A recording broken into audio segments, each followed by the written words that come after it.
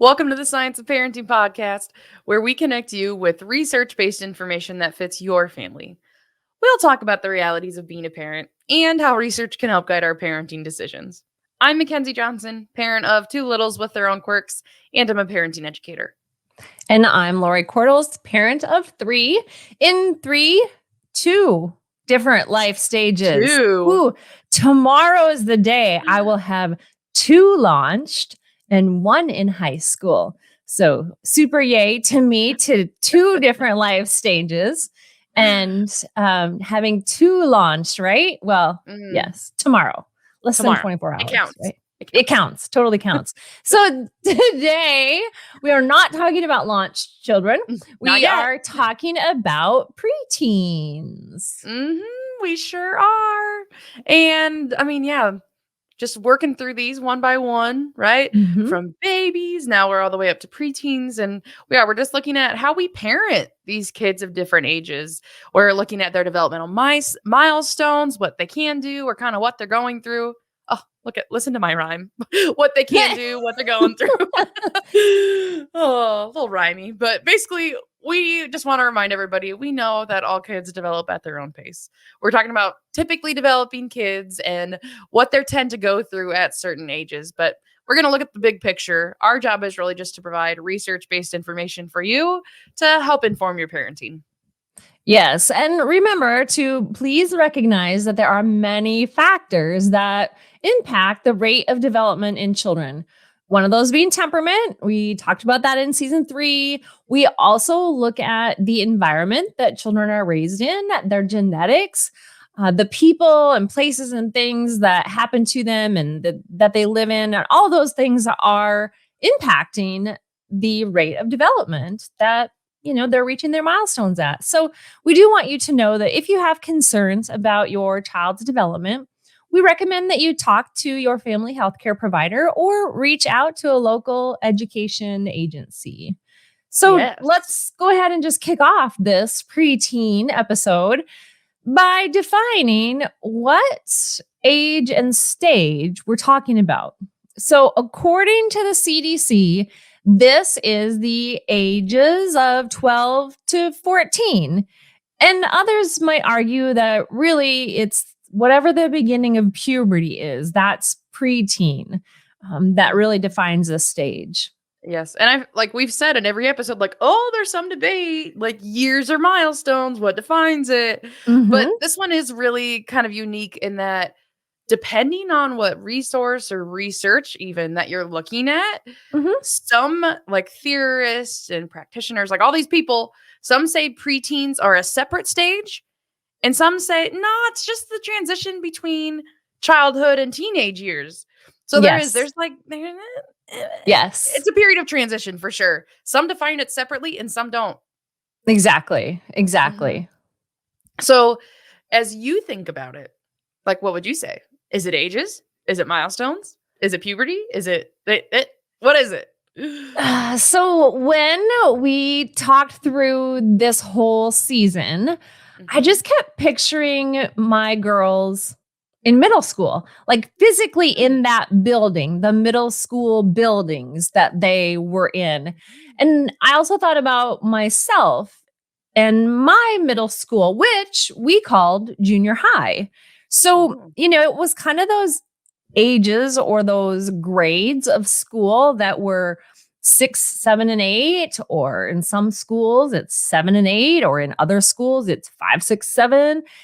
Yeah. So again, that just depends, right? It's a place for you. It's a place for me. A building. A building. Yeah, I just think so much of it's just a transition. It's the body and the mind and all this stuff transitioning from a kid into the much more beginning stages of adulthood. Yes. It's still transition-y. So I might, all of it. Yes to all of it. Yes to the ages. Yes to all puberty, of it. Yes to transition. Yes to the building. Yes. And I think that as we've talked through these with our writer, with our producer, one of the things that we brought up was, gosh, this age of transitions could really be real. Like we could really focus on the negative because so much is happening. But there are a lot of really positive and, important things that are happening during this transition. So Definitely. while these transitions and changes, like people don't like change, right? This is a huge change from, like you said, from middle childhood, late childhood to that early adulthood. So, yeah, we just have to remember to really keep focusing on everything's changing, but there's a lot of really great changes happening as well. Yes, and there's actually a saying that I've heard related to, like, transition changes that really, like it was when I was coming back from maternity leave, and it so Mhm. just really struck me because I was in a period of transition, but it was talking about change versus transition. That's actually, like Mm. that they're different things, and they were talking about it. It's not like the change may not be what's hard, right? We Mhm. want our kids to become adults. We want them to Right. become more responsible, better problem solvers, all of these things, and the transition can be hard. Like, it's this Mhm. period of in between where we feel like we don't know what's going on and we're fumbling. That can be hard. But there's still, even in the fumbling, there's so much great stuff about our preteens too. Yes, there Yes. is. And if you think about it, this might be one of those first stages that as a parent, we have a lot more memories of. We can maybe Mm, remember some things from elementary school, maybe even a few things from preschool, but we can probably really remember quite a bit about those mm. preteen years.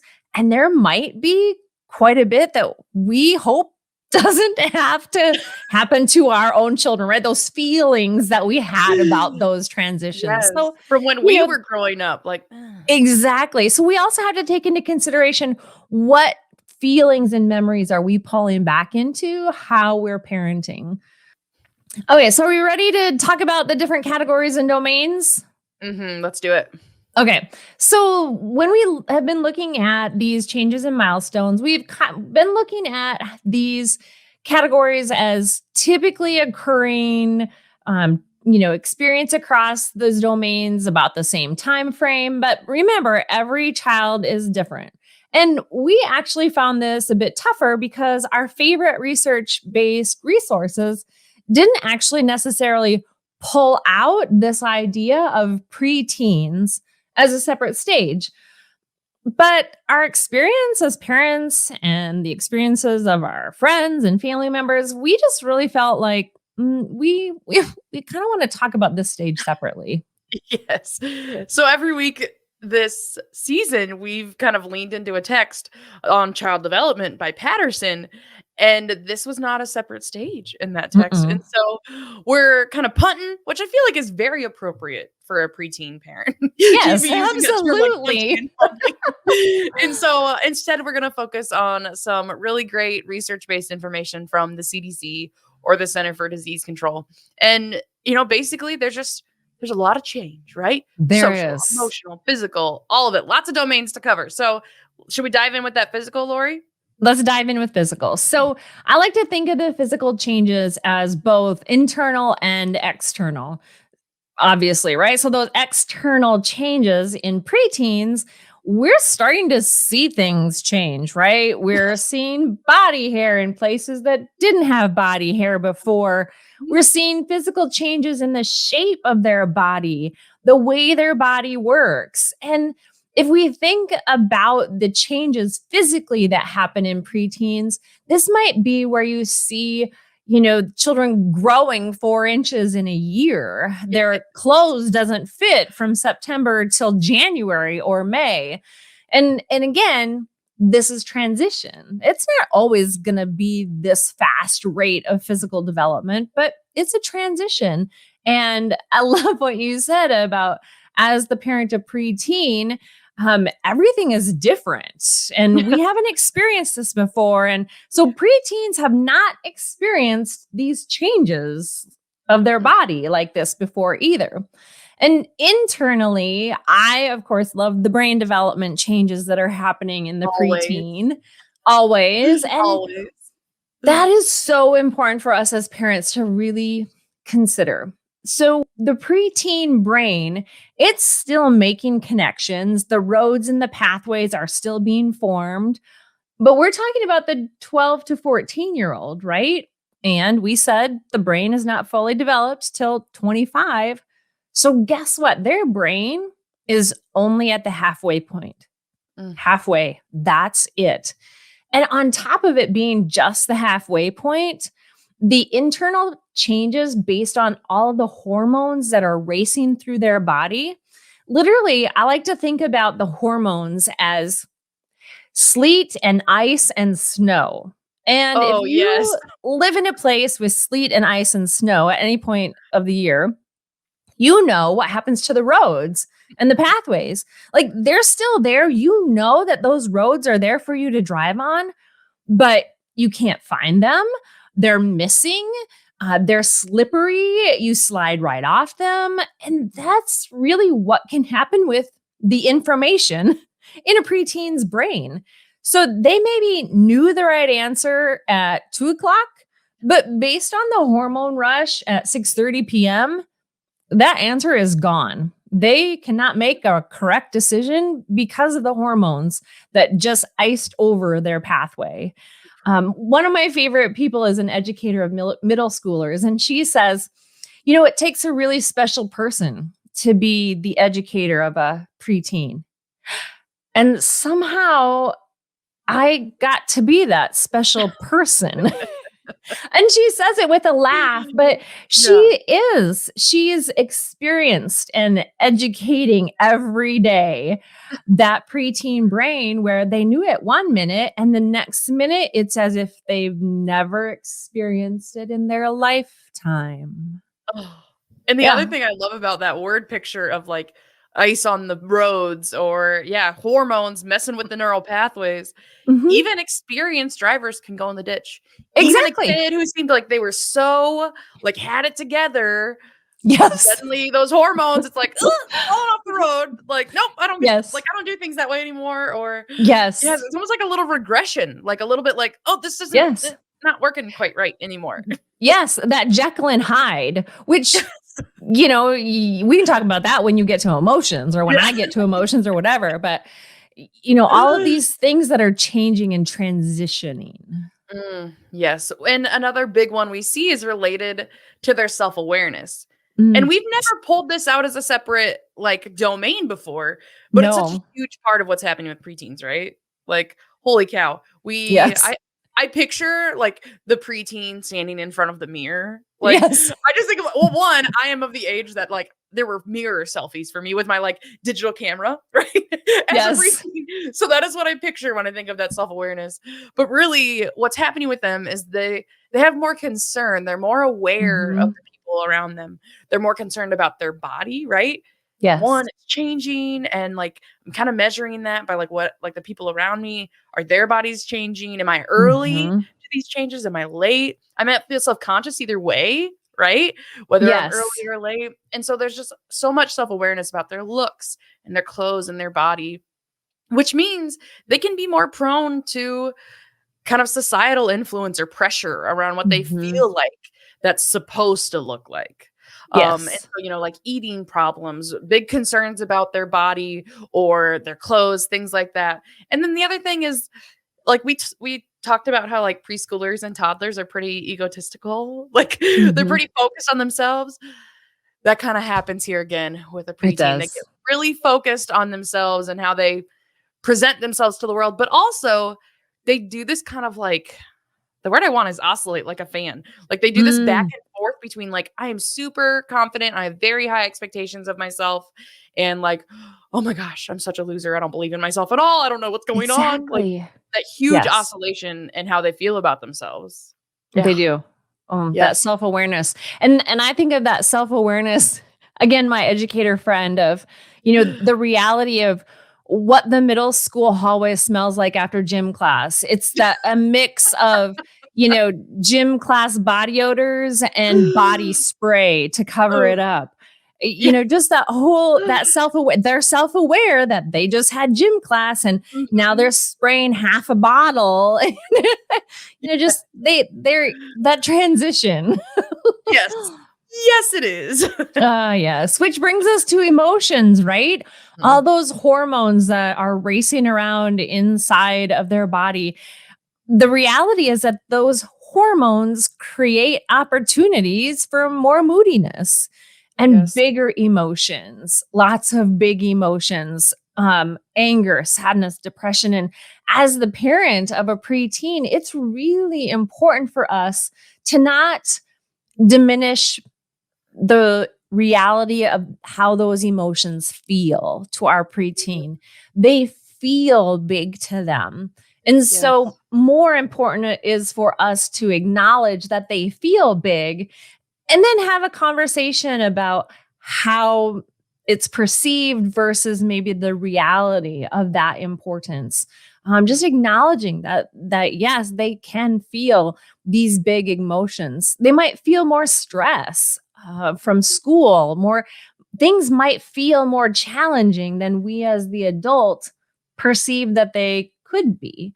And so Yes. it's really important just for us to acknowledge the bigness of those emotions. And again, this idea of measuring, they're beginning to measure themselves against their peers. And we all grow differently and at different rates. And so we also might need to remind them that while this child's emotions might be this way, we grow at different rates and our friends' emotions might be at a different space than Yes. ours. Yes. And honestly, I can't I can't not talk about temperament. It's coming to my brain so strongly as we think about emotions. And Mhm.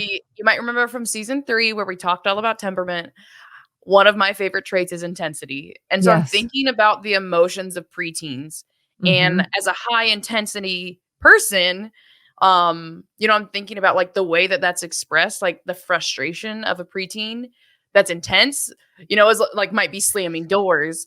But Oof. like the frustration of a preteen who's less intense is not that they're not having those hormone surges and not Mhm. having the emotions, but like, yeah, I'm almost thinking like the recluse, like the hide in my bedroom kind of Mhm. frustration and turmoil rather than slam my door. I don't know. Exactly. I want to hear what you have to say about the intensity of a preteen and the emotional changes. My intensity is less than yours, obviously, right? We've talked about that. Not obviously, but we have talked No, about it. So obviously. it is obvious. And I do definitely think that when I had those strong, intense emotions as a preteen, I did like I was in my room Mm, and my bubble over just took longer. But mhm. when those intense emotions finally came out, whoo, it was a big deal. And I might Yes. end up surprising people because they had no idea because I hadn't been as intense and I Yes. didn't wear those emotions just all over my sleeve until the end moment. Mm, So yeah, and I see mm. that in my own girls as well, that, their levels of intensity are different. And so Yes. in those preteen years, um, the more intense children did have louder slamming doors. And when the less intense children finally bubbled over, we paid attention. Yes. Like, ooh, this is very big to This you. is big. Yes. Yes. Ugh, okay, I was just, like, occurred to me, and I'm like, "Oh my gosh." The Good question. intensity, such a factor Yes. here. Oh, alright. Well, socially, as we think about the changes that our preteens are going through, we know that their friends start to have a little more influence in our Mhm. lives, right? They are very interested and influenced by their friends. We also know that sometimes during this stage, they might start showing less affection for us as parents. Doesn't mean we're Mhm. not important, doesn't Right. mean we're not influencing them. I like to think of it as influence is not like a pie chart. Like, it's not a Yes. circle that in the beginning, like, as an infant, parents fill up the whole thing, or then as a toddler, right? It's not a pie chart, like, their friends influencing is not meaning they don't care what you think. I just like to Exactly. point that out to people. It just they're taking in more realms of influence than they used to. Exactly. And then the other Exactly. thing that can be interesting for parenting a preteen is that, in school age and preschool, they tended to maybe prefer some similar gendered groups. now as preteens, we start to see some more mixed gender groups. And so that can Exactly. increase some interest in dating, right? Oh my goodness. Yes, the dating. I love that. Because when we think of dating as adults, Mm, that is not what it means to a preteen. Let me just share mm, that experience with you right away. When they come home and say so and so are dating, it's not it's not what we're thinking in our minds. And so it might be a great time to have a conversation about, "Oh, well, tell me more. yes, tell me about this relationship. Tell Is me that a formal more." too formal a word for it, maybe? Right? Exactly. Yes. Which Mhm. leads us kind of to that last category or last domain, which is that thinking and learning domain. And I like to think of this one as, elementary school, middle to late childhood 2.0. So they've started those processes of thinking and thinking more deeply about things and problem solving deeper. And now we just have more opportunity for more complex thoughts. This Mm, gives us more opportunity for more complex conversations. I think our producer, Kenzie, was saying that she can have longer conversations with her niece because of this preteen stage. And that also then means that their arguments with us can be more complex, right? Which again mhm, gives us more opportunities for conversations, especially because they are developing a stronger sense of right and wrong.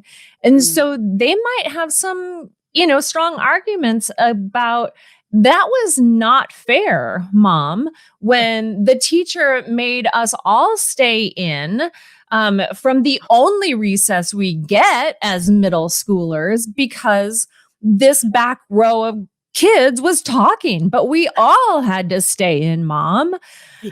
yes. So these preteens, they're starting to think more deeply about that justice and fairness Mm, and what they have opinions about that, looks like. So, yeah, just oh, just that 2.0, bigger and more. yes, I love that. I love that idea of, like, it's just more complex. It's in It is. preteen 2.0. Love Yep. that. So, we've walked through all these different domains, ways that our preteens have been changing, will continue to change. A lot of this idea of transition. So in your own experience, what about it stands out to you? Like Oof. you've had preteens in your home. Three What preteens stands out? have gone through this house. Yes, they have. So I honestly have to think about some of the funniest conversations have been around that whole idea of what is dating to a 12 to Mm. 14-year-old. And again, just a clarification, dating is not what you currently have in your mind as an adult, as a parent. It actually could be as brief as 2 hours of, from math class to spelling when all of a Mm. sudden they are not dating anymore. And they've never left the school building Yes. to, to 2 days to rarely does it last 2 months or 2 weeks. Just that whole idea, what we can do as parents of this stage is just keep asking for clarifying questions. Well, tell me more about what that means to you exactly. Right down to the questions that we talk about, those body changes. Well, tell me what that means to you exactly. I like that question. Yeah, I like that. clarifications. Yes. Yes. That seems like a good thing. You know, That sounds like a good idea. let's not assume in this age of transitions. Yes. I'll say I don't have preteens, and so in terms of, like, parenting one, Mhm. not there yet, not there What are you yet. worried about? Ugh. Heavy I sigh. don't mean to cringe. Yeah, sigh and cringe. My bad, my bad. I used to joke that, like, "Ugh, my parent like, my when I have preteens, I don't maybe I won't. Like, maybe I won't have preteens Maybe I somehow. won't. Or maybe I can skip over it." I'm gonna opt out. Yes. Yes, please. Okay, so I think part of the reason that maybe I felt that way, like, a little bit, yeah, of, like, unsure about parenting a preteen, because what I tend to think of is the awkwardness. Like, Mm, they might feel, like, awkward in their bodies and, like, they're friends, but they might feel unsure about their friends, mhm. and And honestly, even the awkwardness of the conversations we're now having in terms of how their body is changing and in terms of these big important topics around family values and the Mhm. decisions they'll make and the choices of the things that like are involved in. And so I think kind of awkwardness is what comes to Mhm. mind, which like I think that's okay. Like we'll Yes, fumble through. I'm not gonna opt out absolutely. when my kids are preteens. I'll opt in. You'll be here. I'll We'll be still here. be here. I'll still be here. Oh, but yes, so awkwardness is kind of what comes to mind for me, but Yes, that's okay. That's it all right. is. It is.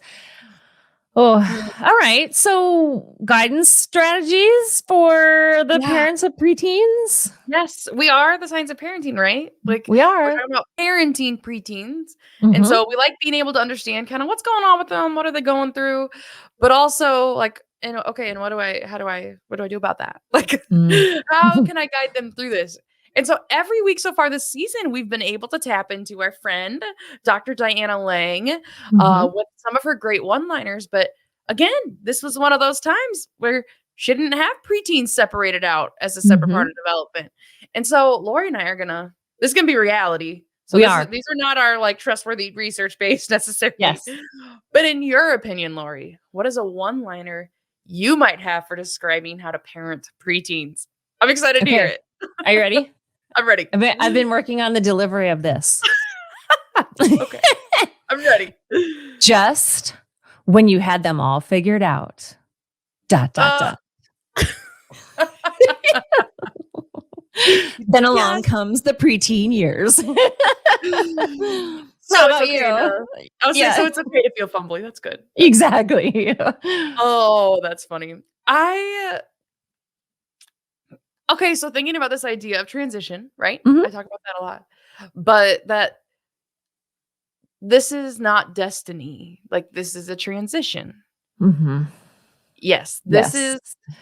this is the journey along the way from our kids moving from kids into teens into adults. And Mhm. so grace required.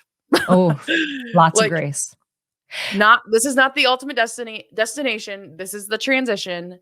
Grace required in their And moodiness, in their grace for you as a changes. parent. For Grace sure. for you as a parent, because yes, Yes, grace. even if you had preteens before, how this specific child Mhm. is as a preteen is still kind of a first time. Like, it's still Absolutely. kind of your first time parenting this child as a preteen and how they're changing and what they're going through. So, yeah, grace for yourself, grace for your kids. It's a transition. We're figuring it out along the 100%. way. Yeah. 100%. And because our preteens are in such a period of transition, we're looking at also Ellen Galinsky and her Mm, parenting stages this season. And she talks again about this idea of transition for preteens, doesn't necessarily pull it out, but the mhm. stage before this was the interpretive stage. So we were Yeah. interpreting the world for our late childhood. And Mhm. then next week in the teens, we will talk about the shared decision making. And Mhm. so between interpretation and shared decision making is what?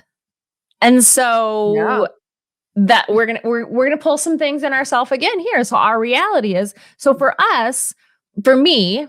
my what I would say role as a parent in between interpreting and shared decision making is that whole idea of communication with grace.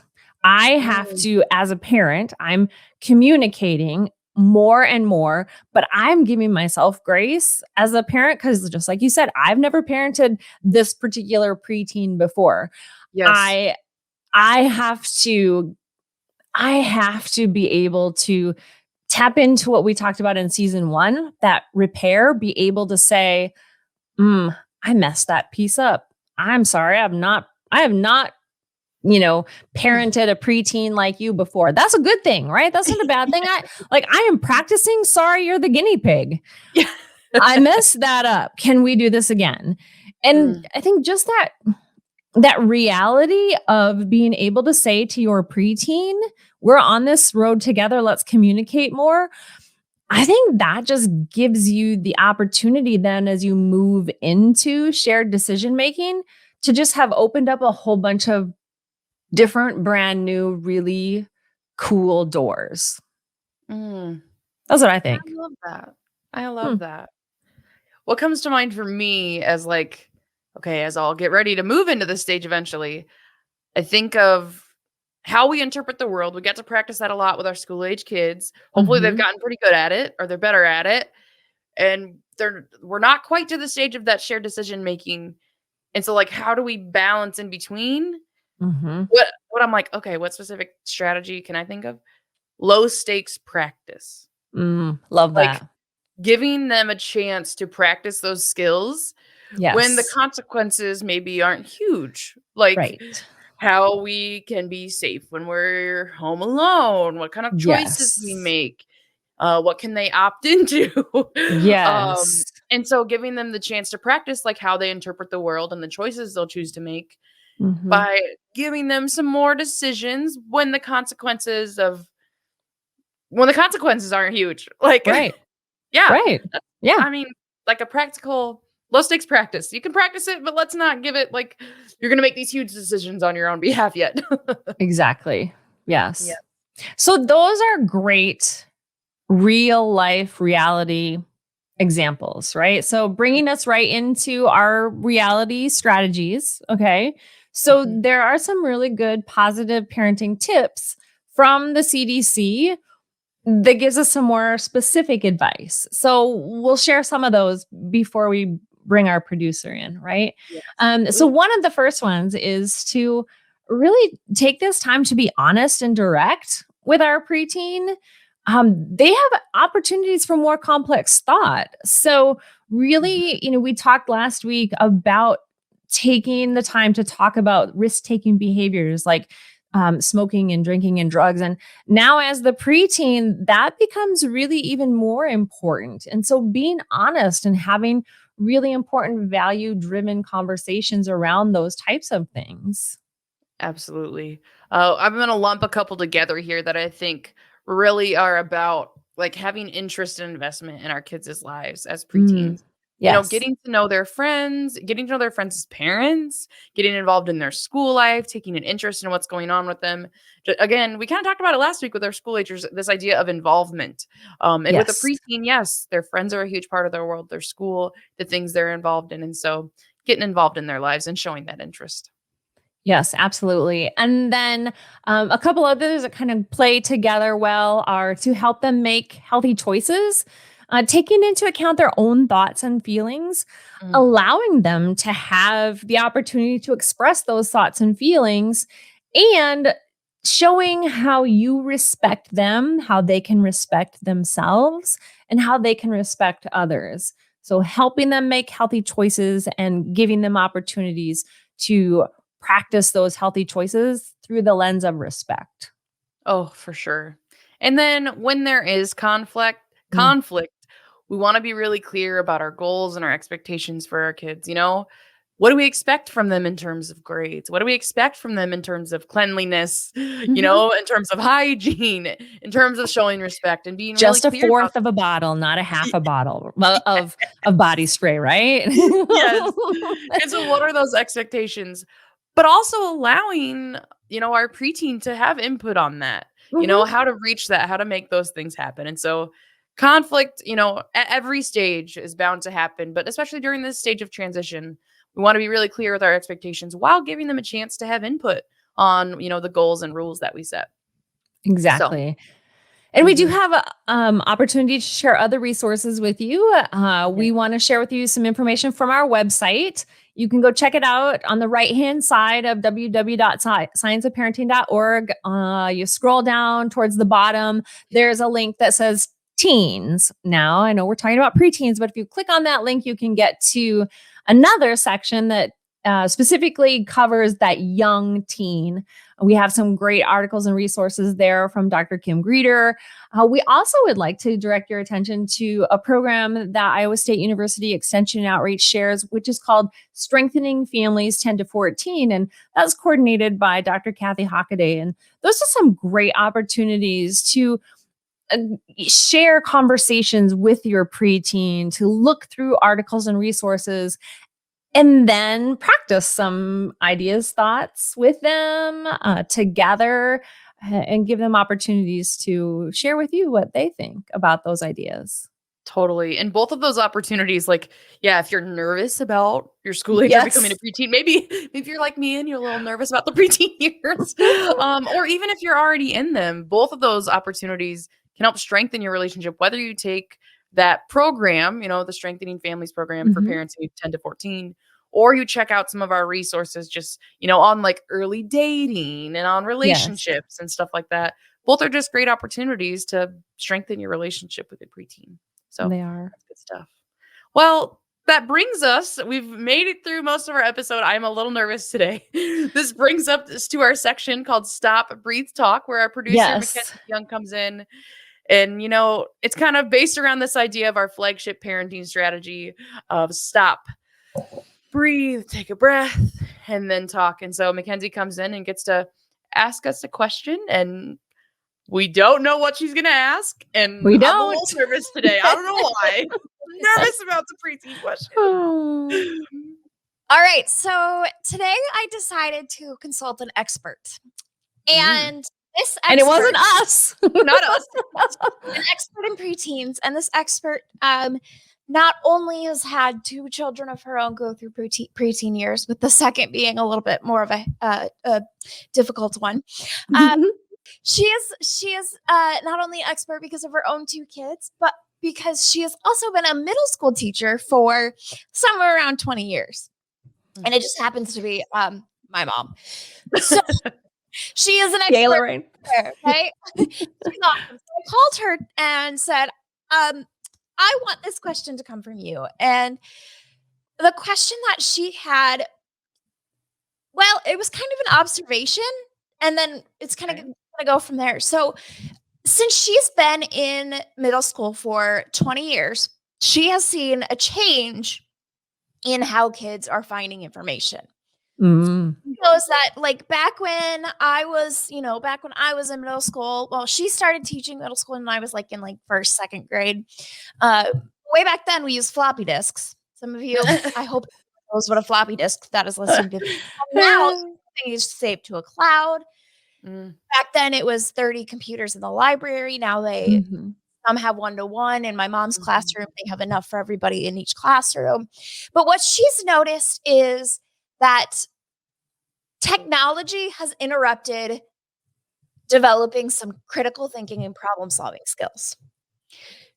So I don't know if the question is, what can we do to build those critical thinking and problem solving skills? How can we manage technology better? Because technology is at our fingertips, that information is at our fingertips, but we also want to develop those skills in our kids. So what can we do? Oof. That is a great That is a question. big one. Jeez, no wonder I was nervous. Me who doesn't know anything. Now they're coming from somebody else who knows something. So an interesting thing happened in my house this week, and I don't have a preteen. However, what I found interesting is that my teenager kind of asked the same question. And so she was taking note of how technology was interrupting a social interaction, things that were happening in a friend group. And so that to me kind of plays into this whole idea of what role does technology have in, is it interruption or is it just a change in the way we find answers? Is it a change in the way that we think? And so I would kind of pose that question as one of, is this just a new and different way of critical thinking? And I don't have that answer. Like, I don't know. Except that one of the things that we've been talking about through this whole episode is communication and taking the opportunities to ask those questions. Like, what does our preteen think about? Because here's the thing. Like, they only know that one way. Right. Yes. That's all they know. And so while we may be stepping back and saying, well, this is different. This doesn't seem right. I'm not sure about this. That's all they know. Like they only know one-to-one computers and having instant access. And so I don't know the answer to that question because I can't see it through their lens. I can only see it through my lens, which was, man, we didn't even have computers. Who's Google? And so I do see the point of bringing in my daughter's observation was that she is still critically thinking. Her critical thinking comes in different ways. Like she's been critically thinking alongside Google about different things when I critically thought without Google. But is one better than the other? I don't know. To be determined. TBD.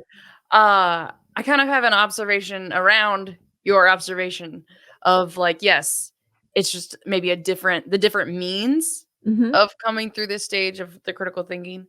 But there's a term that comes to mind for me, and because our kids have new access to technology or new to like, because that may have not been the case to us, right? To walk around with our smartphone in our hand as a preteen. This idea of we need to teach our kids digital citizenship. Ooh, I love that. We need to teach our kids that social media is curated, right? That when I think about the bodily changes I'm going through and the things I see on social media, that's not necessarily a whole authentic self. Right. And so helping them understand that about social media, helping them understand, even as adults, we struggle with like what's fact and fiction online, right? Which of these things is real and not real? And so I agree that it is different. Like, yes, because the information is readily available. But what I think that means is that today's parents, we have a new set of skills we need to teach our kids around digital citizenship, how to be safe online, how to use our critical thinking skills online, even understanding like ads are trying to get you to do something. Yes. Understanding that when there's an ad that comes up, it's not by coincidence. It's people trying to get me to buy something, to do something, to act a certain way. And so I think of teaching those digital citizenship is alongside helping them develop those critical thinking skills. Oh, that's awesome. Love that. I do love did that. it. There's You this did it. There's Did this it. critical thinking that comes in that, right? That Yes. deciphering between what it, this and that, and the part of the danger is, just going to the internet, right? Find information. Is that is it?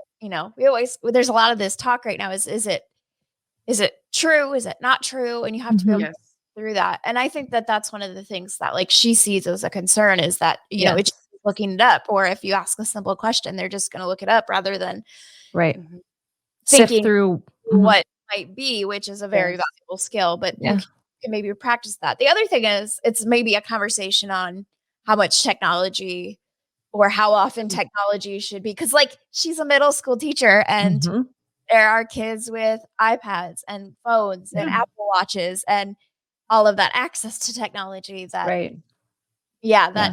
is it helping? Is it hurting? And it's definitely something that as parents, I'm not a parent, but as